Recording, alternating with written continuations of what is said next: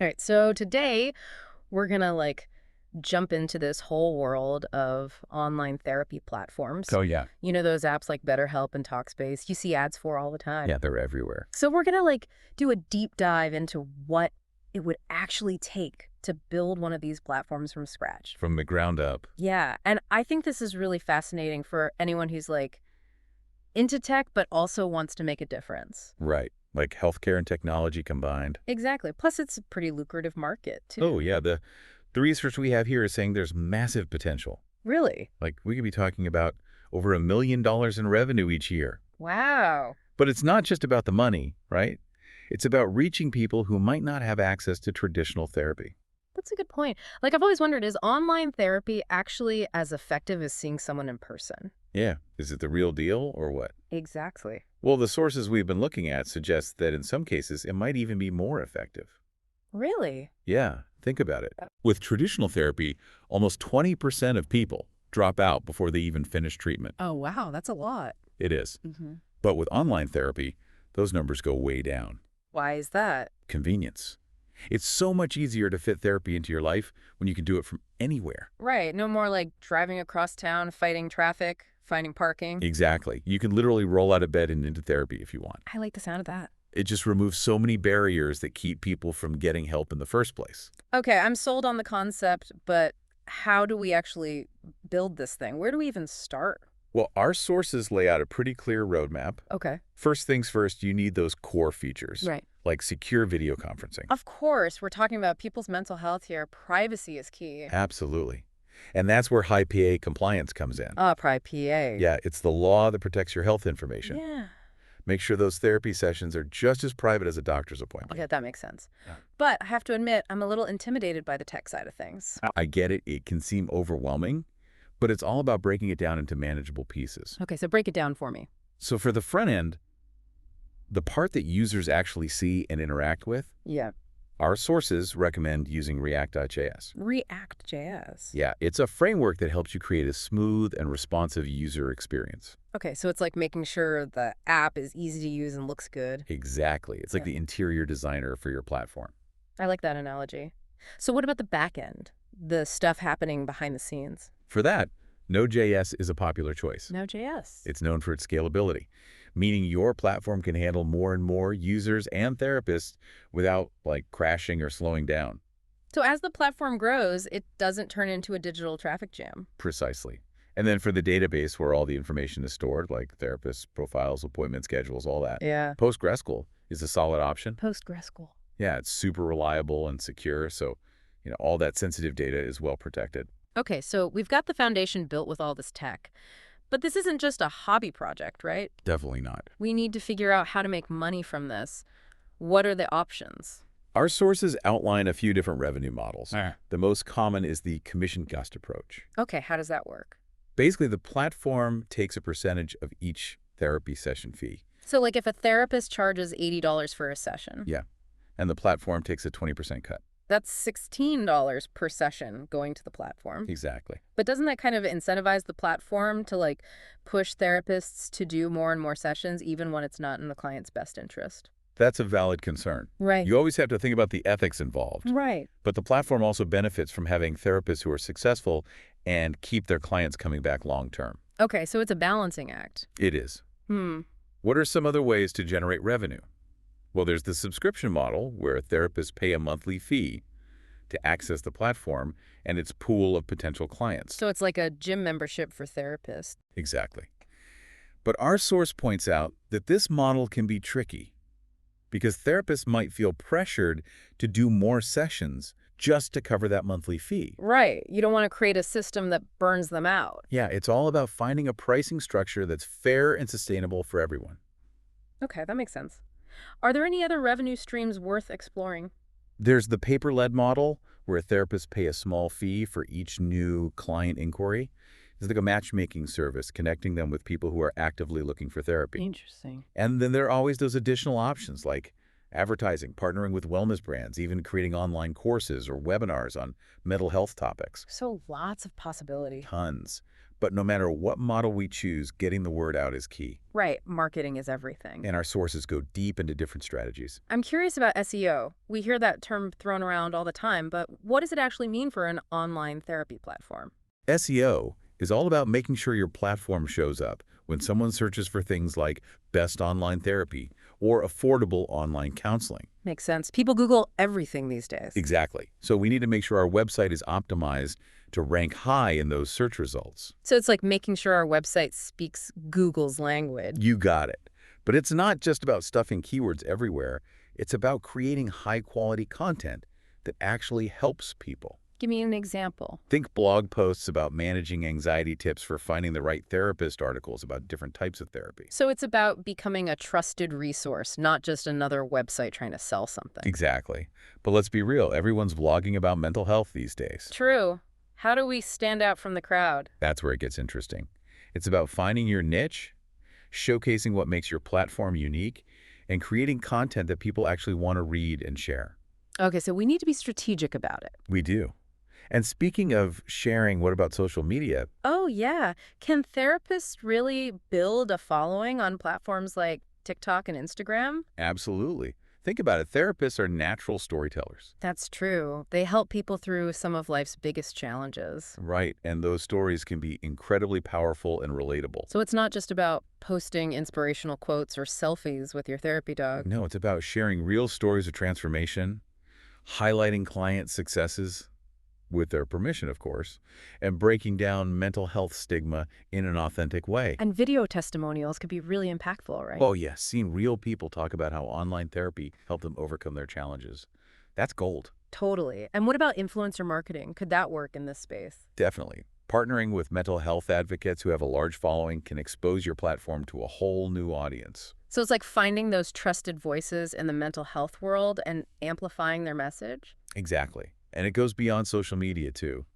Think about sponsoring podcasts that focus on mental health or personal growth. Okay, so we've got SEO, social media, influencer marketing.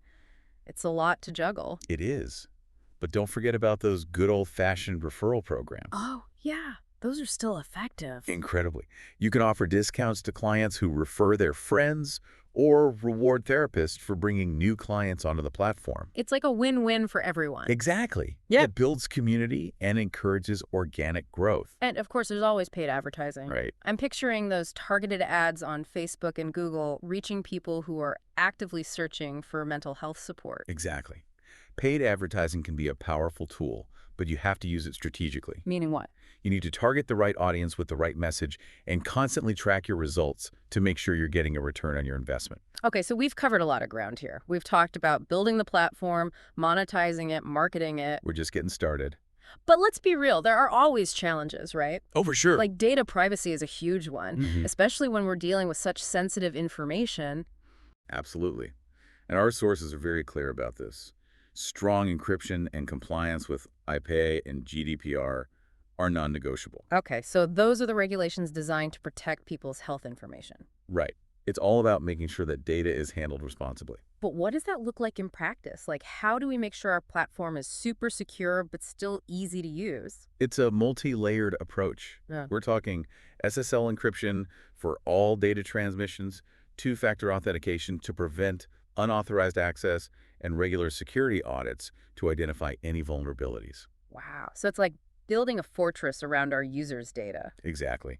But it's not just about the technology. It's also about educating users on how to protect their own information. Like choosing strong passwords and being aware of phishing scams. Exactly. It's a shared responsibility. We build a secure platform, but users also need to do their part. Right. So we've talked about data security, but what about the therapists themselves? How do we make sure we have enough qualified professionals to meet the demand? That's a great question. And how do we vet them properly? We're talking about people's mental health here, so quality control is crucial. You're absolutely right. Our sources emphasize the need for thorough vetting processes. Okay, what does that involve? We're talking verifying licenses and certifications, checking references, conducting background checks. So we're doing our due diligence. Absolutely. And once therapists are on board, it's important to have a system for ongoing quality assurance. So it's not just a one-time check. Definitely not. It's Okay. about ongoing monitoring, gathering feedback from clients, Hmm. and having a clear process for addressing any concerns or complaints. Right, because even the most qualified therapist can have a bad day or make a mistake. It's about having a system in place to catch those issues and make sure clients are getting the best possible care. Exactly. And what about building trust? Oh, yeah, that's a big one. It can be hard to open up to a therapist you've never met in person. It can. Our sources recommend being super transparent about everything. Like, Showcase therapist credentials prominently. Offer free initial consultations. Highlight positive client reviews. It's all about making the platform feel trustworthy and human, not cold and clinical. right, because at the end of the day, therapy is about human connection.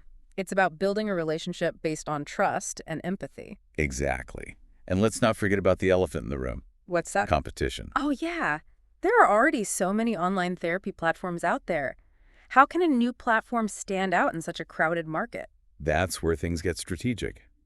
Our sources suggest focusing on niche markets, offering unique features, and creating a brand that truly resonates with your target audience. So instead of trying to be everything to everyone, we find our specialty.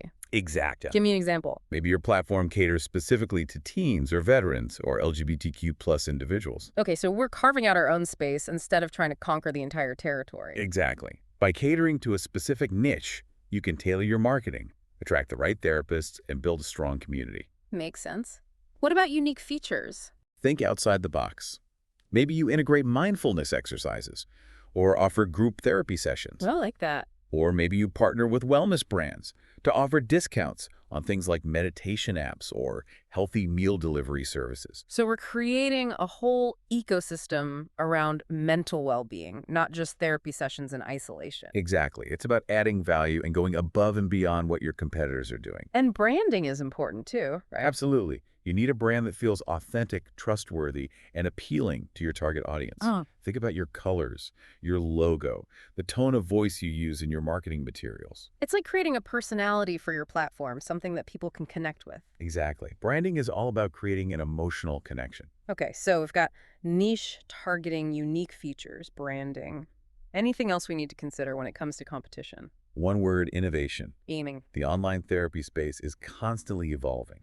So you can't just build a platform and then sit back and relax. Right, we have to keep moving forward. Exactly.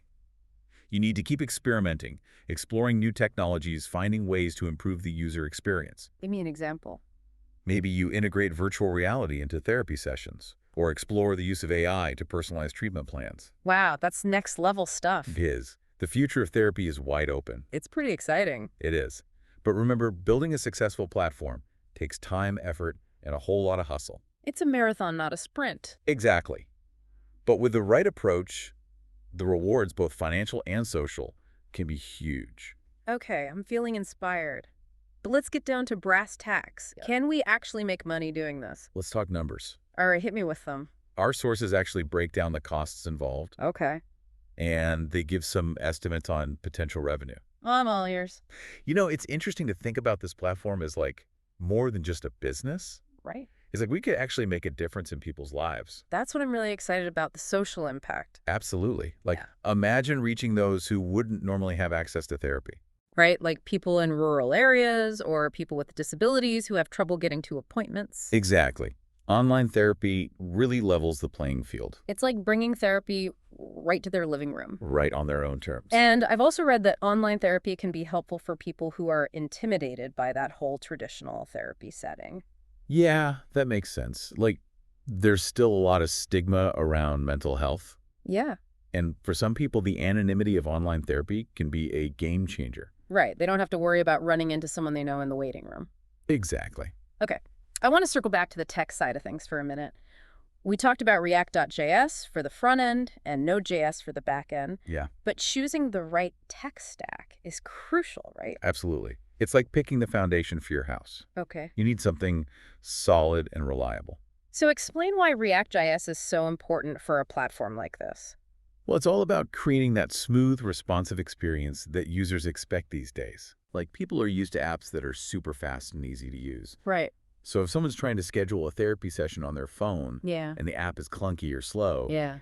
they're going to get frustrated and give up. Makes sense. So React.js is like the architect making sure the user experience is top-notch. Exactly. And then on the back end, you've got Node.js, which is all about efficiency and scalability. Right, you talked about that earlier. Yeah, it means your platform can handle all those users and all that data without, like, crashing or slowing down. It's like a highway system that can handle rush hour traffic. Perfect analogy. And then we have PostgreSQL for the database. It's Yeah. all about keeping that sensitive data safe and sound. Exactly. Secure and reliable. Okay, so we've got the foundation of our platform built with all this tech, Yeah. but we can't forget about one crucial element: What's that? video conferencing. Ah, yes. The heart of online therapy. Exactly. We need a system that's crystal clear, reliable, and user-friendly. Of course. Like, imagine a session dropping in the middle of a breakthrough moment. Oh, that's the worst case scenario. So do we build our own video conferencing system, or are there like ready-made solutions out there? I mean, building it from scratch would be a massive undertaking. Yeah. And honestly, there are already some fantastic options available. Okay, like what? Our sources recommend integrating APIs from companies like Twilio or Zoom. I've heard of those. They're the leaders in video communication, so we're basically leveraging their expertise. So it's like we're borrowing a top-of-the-line camera instead of trying to build one ourselves. Exactly. It saves us time and resources, and we know it's going to work flawlessly. Right. But even with the best technology in place, security is paramount. Oh, absolutely. Yeah. We're dealing with super sensitive health information. It's like handling gold bullion. Exactly. We need to be extra careful. We talked about HIPAA, compliance encryption, all those safeguards. Great. But how do we explain all that to users in a way that doesn't make their eyes glaze over? Transparency is key. Lay out your security measures in plain English. Mm-hmm. No legal jargon. Yeah. Just tell users exactly how their data is protected and what steps you're taking to keep it safe. Okay. And be upfront about the risks. Okay. No system is 100% foolproof. Right. It's like having a security system at home. Exactly. You lock your doors, but you also tell your family to be vigilant and report anything suspicious. Perfect analogy. Okay. So now let's talk about the development process itself. All right. Building a platform like this isn't like whipping up a batch of cookies. It's a journey. Okay. And our sources break it down into 3 key phases. 3 phases. Yeah. First up, market research and validation. So before we write a single line of code, we need to make sure there's actually a need for this platform. Absolutely. Yeah. We need to understand our target audience, Yeah. their needs, their Yeah. pain points, what they're already using, and what's missing. So it's like we wouldn't open a pizza place without checking if people in the neighborhood actually like pizza. Right. Exactly. So how do we gather this information? Well, our sources recommend a mix of methods. Surveys, focus groups, analyzing competitors like BetterHelp and Talkspace, and diving deep into market research reports. So we're doing our homework. Exactly. We're gathering all the intel to make sure our platform is truly meeting a need. Okay, so once we've validated our idea and understand the market, what's next? Phase 2, MVP development. MVP, minimum viable product. You got it. It's like building a prototype, a bare-bones version of your platform with just the essential features. So we're not trying to build the Taj Mahal right out of the gate. Exactly. We're starting with a basic shelter and then adding on as we go. Makes sense. So what's the point of an MVP? It allows us to get our platform in front of users, quickly gather feedback, and iterate based on real-world usage. So it's like a beta test. Yeah, exactly. We get feedback from those early adopters and make sure we're building something people actually want to use. I like it. And then what's phase 3? Scaling and marketing. This is where we take our platform to the masses. Right, bring on the marketing magic. Exactly. It's about creating a multi-pronged approach, reaching our target audience wherever they are, and convincing them that our platform is the best choice. But with so many online therapy platforms already out there, how do we cut through all the noise? How do we convince people to choose our platform? That's the million-dollar question. Mm-hmm. And it brings us to a crucial aspect, competition. Okay, let's talk about competition. You've got big names like BetterHelp, Talkspace, Cerebral. Yeah, they're everywhere. How do we compete with that? Exactly. Well, our sources offer some interesting insights. Okay. One strategy is niche targeting. Instead of trying to be everything to everyone, we focus on a specific segment of the market. Okay, so instead of being just another online therapy platform, we become the platform for what? Give me an example. Let's say we specialize in therapy for young adults dealing with anxiety and stress. Okay.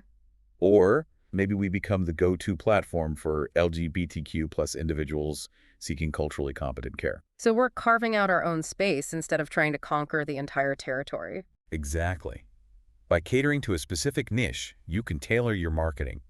attract the right therapists, and build a strong community. It's like being a boutique bookstore specializing in rare first editions instead of trying to compete with Amazon. Perfect analogy. And another way to stand out is by offering unique features or services. We talked about AI-powered therapist matching and multilingual therapy. Right. What else could we offer? Think outside the box. Maybe we integrate mindfulness exercises or offer group therapy sessions. Or maybe we partner with wellness brands to offer discounts on meditation apps or healthy meal delivery services. So we're creating a whole ecosystem around mental well-being. Exactly. It's about adding value and going above and beyond what your competitors are doing. And let's not forget about branding. Oh yeah, branding is crucial. A strong brand can really make a difference in a crowded market, right? Absolutely. You need a brand that feels authentic, trustworthy, and appealing to your target audience. Right. Think about your colors, your logo, the tone of voice you use. It's like giving your platform a personality. Exactly. You want people to feel like they connect with your brand on an emotional level. Okay, so you've got niche, targeting unique features and branding. Any other strategies for winning in this competitive landscape? One word, innovation. Innovation. The online therapy space is constantly evolving. Right. So we can't just rest on our laurels. We need to keep pushing forward. Exactly. Experiment with new technologies. Find ways to improve the user experience. So do you mean example? Maybe we integrate virtual reality into therapy sessions. Wow. Or explore the use of AI to personalize treatment plans. That's like the future of therapy right there. It is, and it's incredibly exciting. But remember, building a successful platform takes time, effort, and a whole lot of hustle. It's a marathon, not a sprint. Absolutely. But with the right approach, the rewards, both financial and social, can be immense. Okay, I'm feeling inspired. But let's get down to the nitty-gritty. Can we actually make money doing this? Well, let's talk numbers. All right, so let's dive into the financials. Yeah, because we're talking about building this amazing platform with the potential to really help people. Right. But at the end of the day, it is a business. Exactly. We want to make sure it's sustainable. So let's talk numbers. Yeah. Our sources actually give us some estimates on the costs involved. Okay. And I gotta say, it's not exactly cheap. Well, building a sophisticated platform like this does require some upfront investment. Okay, so what are we talking about? Well, they estimate that developing the website and the app could range anywhere from like $20,000 to $100,000. Wow, that's a pretty wide range. It is. It all depends on the complexity of the features you want to include. Right. Makes sense. But that's just the initial cost, right? What about all those ongoing expenses? Oh, yeah, you got to factor those in too. Like what? Think about things like server costs, marketing legal fees, Oh. customer support. Oh, yeah, and payment processing fees. Exactly. It all adds up. It's starting to sound like we need a venture capitalist on speed dial. Well, maybe. Eh. But before you start making those calls, let's look at the potential upside. Our sources paint a pretty compelling picture. Okay, I like compelling pictures. They present a scenario where if we have 500 therapists, each conducting 5 sessions per week at $80 per session, Okay. and the platform takes a 20% commission, Okay, I'm doing the math in my head. Hold on. we're looking at a potential revenue of $40,000 per month. $40,000 a month. Not bad at all. Not bad at all. And if we can scale up to, say, 1,000 therapists, Or even more. exactly, we could be looking at annual revenue exceeding $1 million. $1 million? All right, now we're talking. But let's be realistic for a second. Those Yeah. are just projections, right? Of course. What could potentially throw those numbers off track? Well, you're right to be cautious. Mm. It's not a guaranteed path to riches. Right. The actual revenue will depend on a lot of factors. Like what? How effectively you market the platform, Hmm. the quality and availability of your therapists, the overall demand for online therapy. And of course, the competition. Right, the competition is fierce. It is. So even with all this potential for profit, there are still risks involved. There are risks with any business venture. True, but hey, high risk, high reward, right? That's the entrepreneurial spirit. But even beyond the financial gains, let's not forget about the social impact we talked about earlier. Right. If our platform helps even one person access the mental health care they need, Yeah, that's a win in my book. I agree. It's not just about building a business, it's about making a difference. Exactly. And that's something worth striving for. So what does this all mean for you, dear listener? We've unpacked a ton of information today. We have. From the technical side of building a platform to the marketing strategies, to the financial projections, and even the potential pitfalls. We covered a lot of ground. We did. Hopefully, this deep dive has given you a better understanding of the online therapy world. Yeah, maybe it sparks some ideas. Maybe you're thinking about starting your own platform. Or maybe you're just more informed about the future of mental health care. Either way, knowledge is power. And here's a final thought to leave you with. What unique features or services do you think are missing from the current online therapy landscape? Yeah, what would make a platform truly stand out? What would meet the evolving needs of clients? What would make you want to sign up in a heartbeat? Exactly. Think about it. The possibilities are endless, and the future of online therapy is ripe for innovation. So go out there, dream big, and maybe even disrupt the industry with your groundbreaking ideas. That's a wrap on this deep dive into online therapy platforms. Thanks for joining us. And remember, stay curious.